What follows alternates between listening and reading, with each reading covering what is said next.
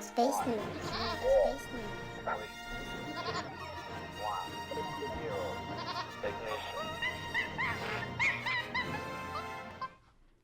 Bonjour Barbara, bonjour à tous. Alors, est-ce que vous savez quel est le premier animal à être allé dans l'espace ? C'est un chien, non ? Eh ben non, c'est loupé. En fait, non, oui, il y a eu des singes aussi, mais c'est pas les premiers à être allés dans l'espace. C'est donc la chienne Laika, c'est bien la plus connue, parce que c'est le premier animal à avoir fait une orbite autour de la Terre, mais ce n'est pas la première à être allée dans l'espace.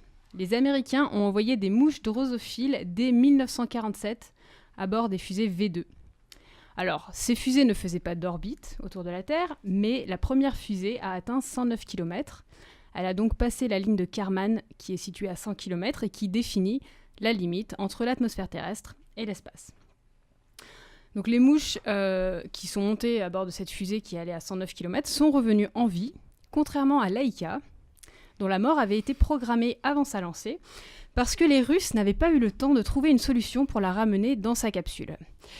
Elle est donc morte en orbite et sa capsule a brûlé dans l'atmosphère. Sympa. Voilà. Donc au tout début, on envoyait des animaux pour comprendre comment le corps humain allait se comporter dans l'espace. Par exemple, les scientifiques n'étaient même pas sûrs du comportement de l'appareil digestif des astronautes. Allait-il s'étouffer avec le contenu de leur estomac une fois en apesanteur ? Donc c'est donc principalement des singes et des chiens qui y sont passés. 2/3 des singes envoyés dans l'espace dans les années 40-50 sont morts, soit pendant la mission, soit rapidement après leur retour sur Terre. En général, ils étaient tellement stressés ou déshydratés qu'ils ne vivaient pas plus d'une semaine après le retour sur Terre. Le chimpanzé Ham a été envoyé par les Américains en 1961, 3 mois avant l'astronaute Alan Shepard, qui est revenu... l'astronaute est revenu vivant. Le singe aussi, et en quelque sorte, il lui a ouvert la voie. Les Français, quant à eux, ont envoyé le premier chat dans l'espace en 1963, Félicette, qui est revenue vivante. Petit à petit, les animaux qui ont été envoyés dans l'espace l'ont été pour d'autres raisons que celles des tests de survie. L'idée, c'était de se servir de la station spatiale et de la navette spatiale comme de laboratoire sans pesanteur. On pouvait alors étudier la physiologie des animaux en impesanteur. Ainsi, des rats, des grenouilles, des crapauds, des poissons, des araignées, des tortues, des lapins, des criquets, des escargots et j'en passe, se sont succédés sur la station spatiale dans la navette ou dans des satellites. D'ailleurs, à ce propos, les criquets ne se développent pas de la même façon en impesanteur que sur Terre. Il leur manque les organes qui servent à leur équilibre. En ce moment, sur la station spatiale internationale, on a plusieurs caisses à rongeurs de différentes agences spatiales et un aquarium qui est sur la station opéré par les Japonais. Alors on a aussi fait une petite expérience avec des tardigrades. On les a exposés au vide de l'espace et aux radiations pendant 10 jours pour voir comment ils réagissaient à cet environnement hostile. Donc ils n'étaient pas à l'intérieur de la station, ils étaient à l'extérieur. Les tardigrades, c'est des organismes microscopiques très résistants qui peuvent survivre à des conditions extrêmes. Et devinez quoi ? Ils ont survécu.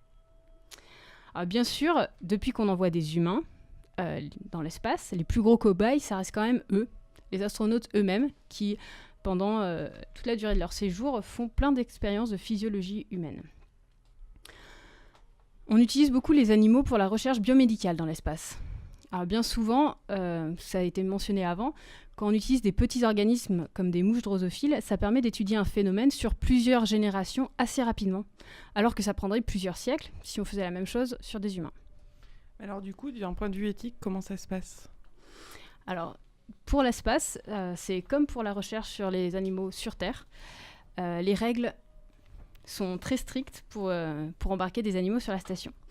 Alors déjà, il faut une justification solide pour l'utilisation des animaux dans une expérience. Donc ça rejoint ce qui a été dit tout à l'heure. Il y a un comité qui s'assure que l'impact sur l'animal sera minimal en termes de stress, etc. Et puis les scientifiques cherchent toujours à travailler sur l'organisme le plus simple pour leur recherche. Donc on n'envoie pas des vertébrés comme ça, sans raison valable. Et oui, même dans l'espace, il y a une classification des animaux. On chipotera moins à disséquer une drosophile qu'un rat.